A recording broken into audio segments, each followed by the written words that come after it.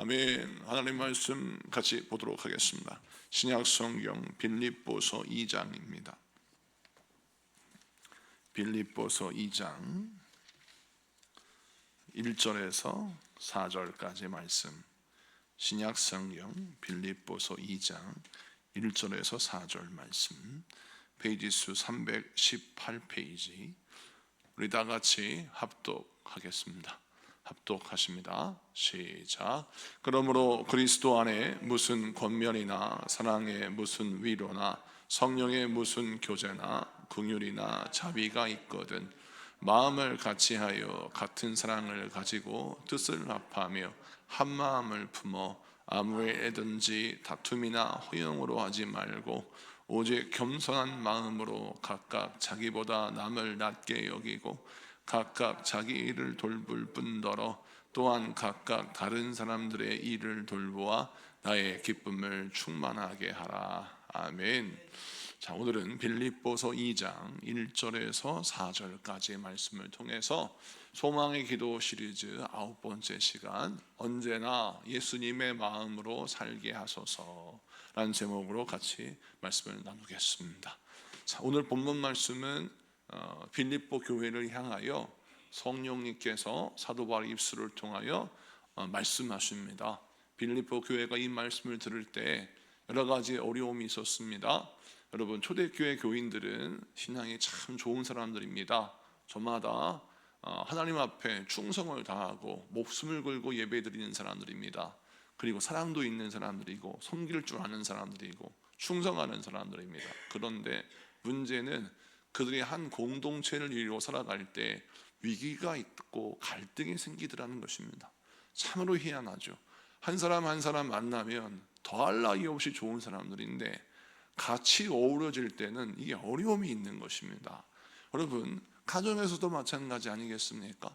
가정에서 또 부모, 자녀, 이 모든 가족 구성원들을 보면 각자 개인적으로 만나면 참 좋은 사람들인데 한데 어우러졌을 때에는 문제가 생기고 어려움이 있더라는 것이죠. 이유는 무엇이냐? 인간이 2명 이상 이렇게 모여서 같이 사랑을 나누고 무슨 생활을 같이 하면 갈등이 생기기 마련입니다. 그래서 회사도 사회도 가정도 인간관계의 갈등을 주의 말씀으로 해결하는 것이 그리스도인의 신앙생활의 한 부분일 뿐만 아니라 또 우리에게도 꼭 필요한 덕목이기도 합니다. 인간관계의 갈등, 공동체의 갈등, 그리고 사람과 사람 간의 갈등을 어떻게 믿음으로 해결하는가, 그것이 매우 중요한 포인트라는 것이죠. 사도 바울이 성령의 감동 가운데 빌립보 교회를 향하여 이 말씀을 증거하니도 바로 그렇습니다. 빌립보 교회가 서로 하나 되어서 하나님께 영광 돌리는 삶을 살고 위기를 극복하려면 힘을 하나로 모아야 되는데 힘이 나누어지니까 집중력이 떨어지는 것입니다. 여러분, 힘을 집중해서 하나로 모을 때 강력한 힘을 발휘합니다. 그런데 초점이 나누어지고 힘이 나누어지면 그 힘은 대적을 물리칠 수도 없고 문제를 해결할 수 있는 힘을 잃어버리게 됩니다. 그래서 사단이 항상 가정이나 인생을 무너뜨리기 위해서 하는 방법이, 개인을 무너뜨리기 위해서는 생각을 나누게 합니다. 집중력이 떨어지게 하는 거예요. 이것저것 신경 쓸 것이 많게 만든 겁니다. 그래서 아무것도 이루지 못하고 분주하게 인생을 사는 것 같은데 결국 이루는 건 하나도 없어요. 이유는 무엇입니까? 이것저것 손댄 건 많은데 집중하는 건 하나도 없기 때문입니다. 집중력이 필요합니다. 생각에 집중이 필요한 것이죠. 또 공동체도 마찬가지고 가정도 마찬가지. 마음을 나눠지게 하는 것은 가정이 하나 되어서 믿음으로 승리하면 문제가 생기기 때문에, 하나님의 뜻을 이루지 못하기 때문에 마귀가 개입하여서 우리의 마음을 나누게 하여 가정의 한 마음 한 뜻 되어서 주의 뜻을 이루는 것을 막는 것입니다. 그래서 개인이나 공동체나 가정이나 여러분, 힘을 발휘하여 대적을 무너뜨리고 승리하려면 하나됨의 놀라운 원리를 깨달아야 하는 것입니다. 성경 말씀 무슨 1절 2절 보겠습니다. 1절 2절 다 같이 다시 한번 읽습니다. 시작. 그러므로 그리스도 안에 무슨 권면이나 사랑의 무슨 위로나 성령의 무슨 교제나 긍휼이나 자비가 있거든 마음을 같이하여 같은 사랑을 가지고 뜻을 합하며 한 마음을 품어. 아멘. 여기서 보니까 1절의 말씀을 보면 우리가 뭐 사랑이 있고 위로가 있고 교제가 있고 긍휼이 있고 모두가 다 좋다는 말입니다. 그런데 이 모든 것들이 2절 말씀이 중요합니다. 마음을 같이하여 같은 사랑을 가지고 뜻을 합하여 한 마음을 품는 게 중요하다라는 것입니다. 근데 이 말씀을 어떻게 이해해야 되냐면, 우리가 한 마음을 품어라 라고 했을 때 저항감이 있고 거부감이 있는 건 무엇이냐면, 그 한 마음이 누구 마음이냐는 거예요. 아버지 마음에 다 한 마음이 되어라 라고 하면 아내도 반감이 생기고 자녀들도 반감이 생길 수 있어요. 평소에 아버지가 좋은 마음을 갖고 인생을 살아가신 분이 아닌데 아버지 마음으로 하나가 되어라 그러니까 아내도 자녀들도 마음에 거부감이 생기는 겁니다. 그러면 아내 마음을 중심으로 다 하나가 되어라 라고 하면 남편이 마음이 불편한 거죠. 왜냐하면 그래도 집안의 가장이 난데 내 마음으로 하나가 되어야지, 내 마음에 맞춰야지, 왜 내가 당신 마음에 맞추냐. 또 자녀들도 마찬가지 않습니까? 사람이 기준이 되면 여러분 마음은 흩어지게 되어 있습니다. 거절감이 생기게 되고 거부감이 생기게 되는 거예요. 오늘 말씀은 사람에게 맞추라는 것이 아닙니다. 우리가 그리스도 안에서 그리스도와 한 마음을 이루라는 것이죠.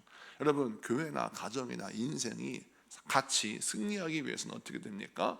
예수님과 한 마음 되는 선택을 해야 하는 것입니다.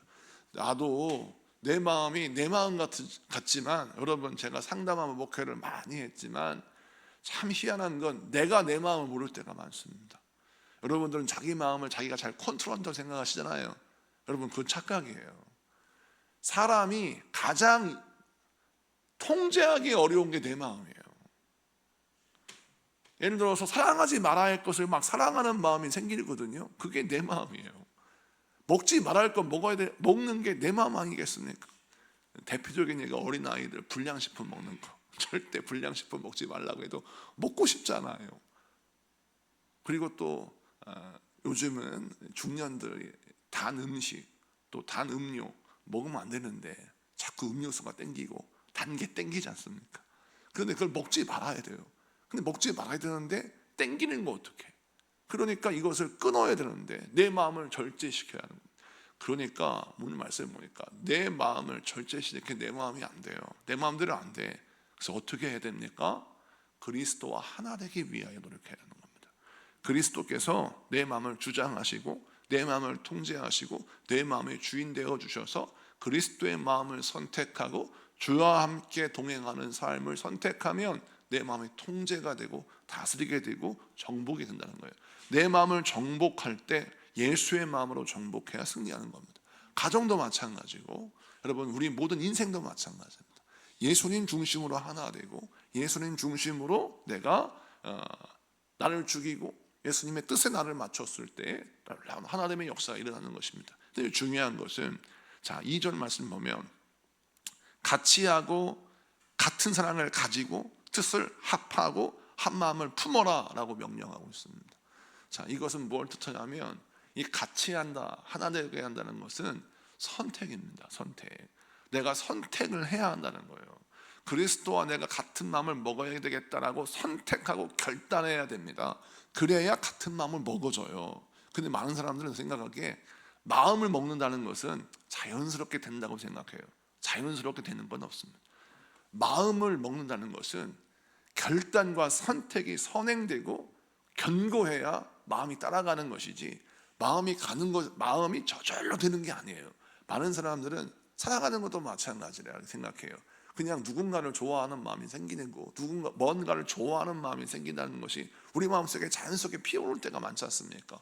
그거라고 생각하는 거예요. 그런데 우리 마음은 여러분 예수님께 붙들리지 않으면 항상 육적인 종욕에 끌리게 마련입니다. 내 마음의 원래 마음의 품성, 죄로 말미암아 부패했던 경험이 있기 때문에 내 몸이 뭘 기억하냐면 죄로 말미암아 부패했던 예수 믿기 이전의 인생의 모든 마음이 익숙한 겁니다. 그래서 뭐에 끌리냐면 죄에 끌리는 거예요. 인간의 마음이 그래요. 그래서 예수 믿고 예수와 하나 된 마음을 가지려면, 예수와 같은 마음을 가지려면 어떻게 되냐면 결단해야 합니다. 선택해야 하는 거예요. 그래서 그것으로 내 마음을 고정시켜야 하는 거예요. 내 마음이 막 끌리는 것에 절대 끌려가면 안 되는 겁니다. 사랑하지 말아야 할 것은 사랑하지 말아야 되고, 사랑해야 할 것은 사랑해야 되고, 또 예수님의 마음을 품어서 하나 되는 연습을 하게 되면 여러분 승리하는 것이죠. 오늘 이 말씀을 통해서 여러분 예수님을 중심으로 하나 되겠다고 선택하십시오. 예수님의 마음을 먹고 인생을 살아가겠다고 결단하세요. 그래야 우리가 예수님과 하나 될 수 있는 겁니다. 오늘 그 다음에 3절 보겠습니다. 3절 다 같이 읽습니다. 시작. 아무 일에든지 다툼이나 허영으로 하지 말고 오직 겸손한 마음으로 각각 자기보다 남을 낮게 여기고. 아멘. 자, 3절 말씀에 보면 인간관계의 갈등을 해결할 수 있는 중요한 키가 나와요. 그것이 무엇이냐면 다툼이나 허용이 아니라 겸손한 마음으로 나를 낮추라는 겁니다. 그러면 갈등은 해결된다는 거예요.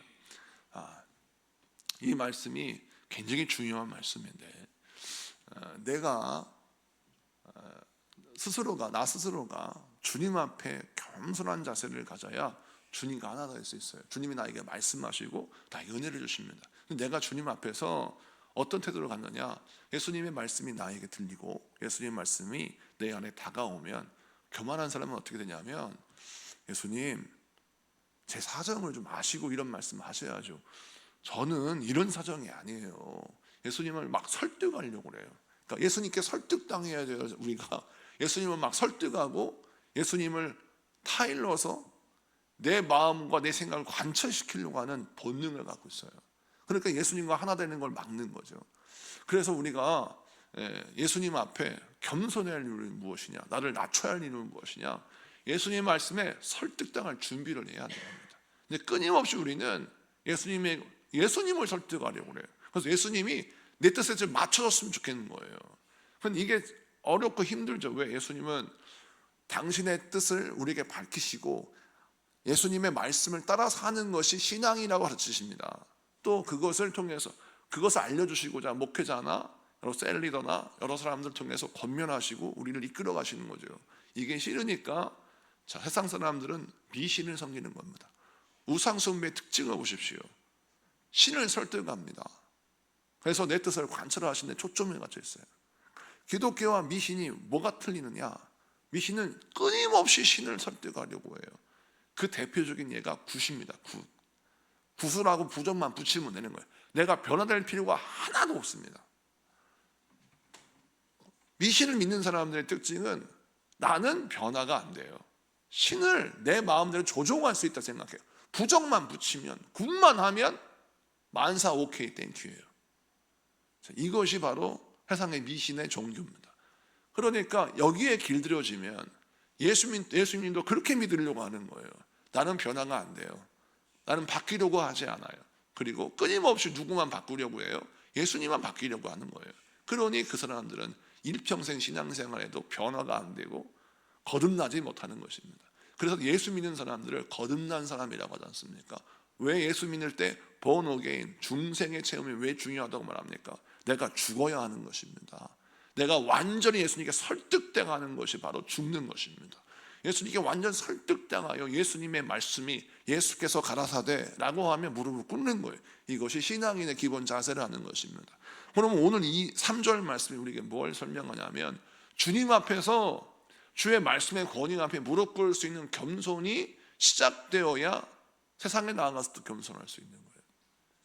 그리고 또 이게 중요한 건 이 다툼이나 허영과 겸손을 같이 연결시켰는데요, 진짜 실력 있는 사람은 다툼이나 허영, 그러니까 남에게 나를 조금 남들보다 낮게 여기는 행동을 하지 않습니다. 왜냐하면 이미 내 안에 진짜를 가지고 있고 내 안에 강력한 능력을 갖고 있기 때문에 거기에 자랑하지 않는다는 거예요. 그런데 능력이 부족한 사람들이 자랑을 한다, 허영심에 빠진다라는 겁니다. 여러분, 이런 말 있죠. 가끔씩 보면 탤런트나 영화 배우들 보면 뭘 걸쳐도 대단히 멋있어 보이지 않습니까? 예전에 한번 서울에 사역할 때 김포공항에 가까우니까 김포공항을 자주 갈 때가 있습니다. 5분 거리니까 교회에서. 그래서 교회에서 무슨 행사가 있거나 아이들과 식사를 할 때나 신방을 할 때도 김포공항에 있는 식당을 이용할 때가 있어요. 주차장도 넓고 또 가까우니까. 근데 김포공항에 갔을 때 그때 배우 송승헌을 만났어요. 송승헌을 만났는데 송승헌이 공항 패션을 멋있게 입고 온 게 아니라 추리닝을 입고 왔는데 메이커도 없는 노브랜드 아무튼 브랜드가 있었겠죠. 근데 아무것도 없는 후질구난 그런 추리닝을 입고 어디 가까운 일본을 갔다 온 것 같아요. 그리고 이제 모자 콕 눌러 쓰고 오는데 밥을 먹으러 식당을 갔는데 모자를 이렇게 벗지 않습니까? 이렇게 하니까 송승헌인 거예요. 진짜 후질구난 옷을 입고 있어요. 그런데요, 식당이 갑자기 빛이 비치는 거예요. 반짝반짝 비쳐. 그리고 다 알아보고 사인을 해달라는 거예요. 그러면서 하는 말이 저 사람이 입은 추리닝이 뭐냐 막 이렇게 사람이 생각 막 얘기하는 거예요. 교인들이 얘기할 때. 그런데 제가 봐도 명품 옷도 아니에요. 그런데 그냥 그 빛나는 걸 보면서 이런 생각이에요. 세수도 안 해서 머리도 이렇게 눌러 쓰고 모자도 눌러 쓰고 옷도 후줄근하게 입었지만 원래 그 사람이 실력이 있으니까 막 빛나는 거죠. 여러분, 우리 신앙도 마찬가지예요. 굳이 나를 설명하지 않아도 빛나는 영성을 가져야 합니다. 굳이 나를 드러내지 않아도 빛나는 뭔가를 내 속에 가지고 있어야 하는 거예요. 근데 우리는 뭔가 꾸며야 되고 나를 높여야 되고 뭔가 나를 막 설명해야 나에게 자신감이 생기고 승리가 주어진다면 그 인생 불행한 인생인 겁니다. 우리 그리스도인들은 나를 꾸미고 드러내고 그러면서 막 나를 자랑하지 않아도 가지고 있는 자신감이 있어야 하는데 그것이 바로 무엇이냐? 예수님과의 동행이라는 것입니다. 예수님과 동행하는 삶은 여러분 나를 꾸미지 않아도 내 안에 진정성이 있고 자신감이 생기고 능력이 있고 힘이 생기는 거예요. 이것을 붙들고 승리하신 여러분에게 축복합니다. 4절 마지막 다 같이 읽습니다. 시작. 각각 자기 일을 돌볼 뿐더러 또한 각각 다른 사람들의 일을 돌보아 나의 기쁨을 충만하게 하라. 아멘. 자, 예수님과 한 마음을 품게 되면 어떤 일이 벌어지냐면 사람이 보이는 것이 아니라 사명이 보입니다. 이것이 바로 예수님의 마음을 품는 자의 특징이에요. 예수님과 마음이 하나가 되잖아요. 그러면 사람이 보이지 않아요. 사명이 보여요. 그래서 사람은 싫은데 사람과 갈등은 빚는데 사명을 위해서 사람이 감당이 됩니다.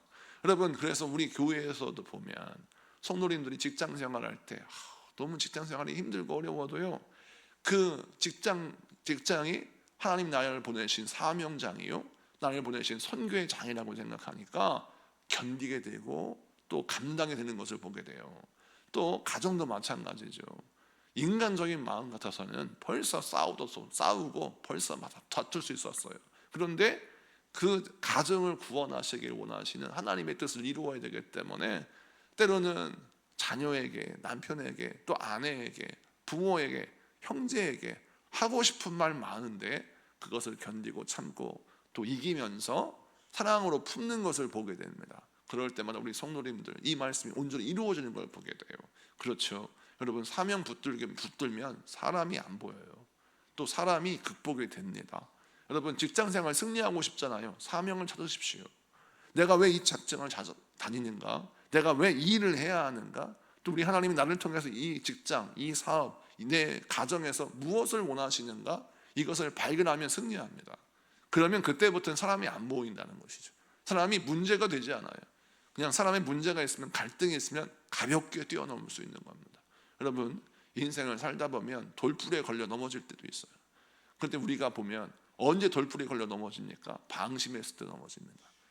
우리가 방심하지 않고 돌풀이에 걸려 넘어지지 않으려면 항상 땅도 봐야 되고 나아갈 길도 봐야 되고 눈이 열려서 여러 가지를 보면 돌풀이에 걸려 넘어지지 않죠. 여러분, 그렇습니다. 사람에게 집중하고 사람에게 내 마음이 묶여 있으면 다른 걸 못 봐요. 근데 사명에 붙들리면요, 이것저것을 다 보게 되는 영안이 열려지게 되는 거예요. 오늘 이 말씀을 붙들고 여러분, 사람 보지 말고 사명 보시는 여러분 되시길 축복합니다. 말씀을 마치고 정리합니다. 빌립보서 2장 1절에 4절은 우리에게 무엇을 가르치냐면 갈등을 해결하고 위기를 극복하는 방법이 있는데 그것은 바로 무엇이냐? 예수의 마음으로 하나 되는 것이다 라고 말씀합니다. 내가 예수로 하나 되었을 때 문제는 해결됩니다. 또 우리가 예수로 하나 되었을 때 문제는 해결되죠. 그래서 나와 공동체, 가정이 문제가 해결되는 유일한 키는 예수와 하나 되었을 때 해결된다라는 겁니다. 예수와 하나 되면 여러분 무엇이 회복됩니까? 내 안에서 예수님 말씀으로 설득되어지는 과정이 일어나요. 예수님이 나에게 말씀하시는 것이 말씀이 온전히 설득이 됩니다.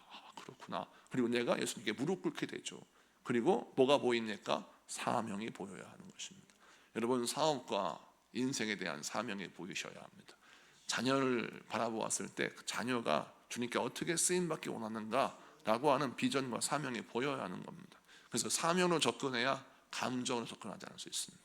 오늘 이 말씀 붙들고 감정이 아닌 사명으로, 믿음으로 승리하시는 여러분들에게 축복합니다. 우리 나같이 우리 공동 기도문, 소망의 기도문 9번째 기도문 같이 선포하며 우리 기도하겠습니다. 시작. 사랑의 주님, 다툼과 갈등이 가득한 세상 속에서 예수님의 마음을 품고 살아가게 하소서. 허영이나 자존심이 아닌 겸손과 성령의 교제로 관계를 회복하게 하소서. 나 자신을 정직하게 돌아보며 모든 일에 낮아지는 믿음을 갖게 하소서. 어떤 상황 속에서도 사명을 붙들게 하시고 주어진 자리에서 충성하게 하소서. 예수님의 마음으로 오늘도 섬기고 사랑하는 인생 되게 하소서. 예수님의 이름으로 기도합니다. 아멘.